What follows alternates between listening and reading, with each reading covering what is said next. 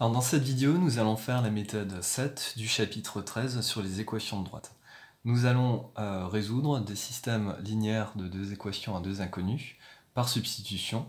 Donc on va faire deux exemples de systèmes.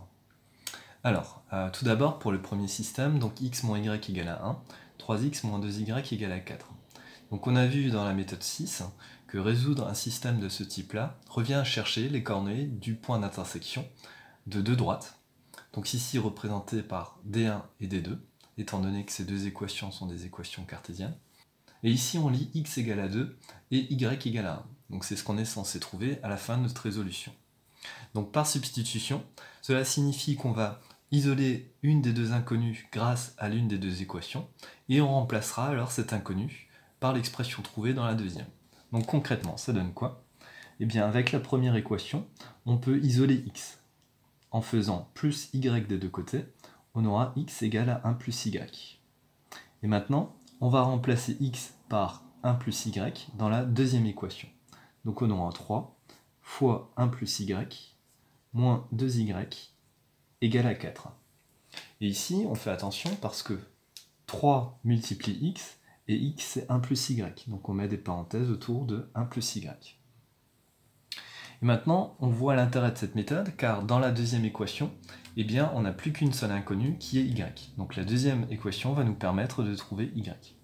Donc c'est parti, on garde toujours la première équation pour trouver x une fois qu'on aura trouvé y.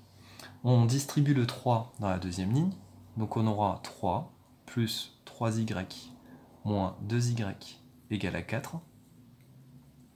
Donc ce qui sera équivalent à x égale à 1 plus y, ça ne change pas. On regroupe les termes en y, donc 3y moins 2y égale à 1y. Et on fait moins 3 des deux côtés, donc on aura 4 moins 3, donc y égale à 1. Donc ce qui nous donnera finalement, donc y égale à 1, et x égale à, donc on remplace y par 1, donc 1 plus 1, c'est-à-dire x égale à 2. Donc on retrouve bien ce qu'on avait conjecturé au départ, graphiquement, c'est-à-dire x égale à 2, y égale à 1. Une autre manière de vérifier que ce calcul est juste, c'est de remplacer x et y par les valeurs qu'on vient de trouver dans les deux expressions de départ. Donc faisons par exemple x moins y. Donc pour x on a trouvé 2, pour y on a trouvé 1. X moins y donne 2 moins 1, c'est-à-dire 1. Donc on retrouve le 1 ici. Faisons la même chose pour 3x moins 2y.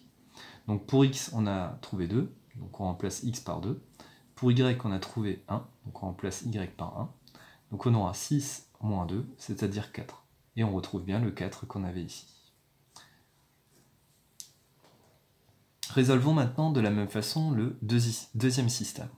Donc en regardant les valeurs du deuxième système, eh bien on voit que si on isole x avec x ou y d'ailleurs avec l'une des deux équations, on aura des valeurs pas très pratiques.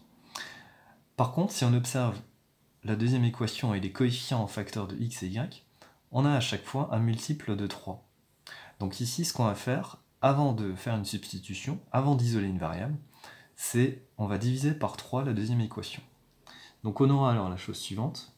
Donc la première équation ne bouge pas, moins 4x plus 5y égale à 8. Et en divisant par 3 partout dans la deuxième ligne, on aura donc 2x plus y égale à 3. Donc on a divisé la deuxième ligne par 3. Et là maintenant c'est bon, on va pouvoir faire une substitution, on va pouvoir isoler une variable, on va pouvoir isoler y. Donc c'est parti, on isole y dans la deuxième ligne, on aura y égale à 3 moins 2x, et on remplace y par 3 moins 2x dans la première ligne.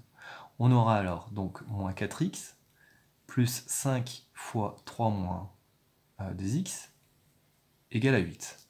Et de nouveau, comme tout à l'heure, on fait attention, c'est 5 qui multiplie y, et y c'est 3 moins 2x. Donc on met des parenthèses autour de 3 moins 2x.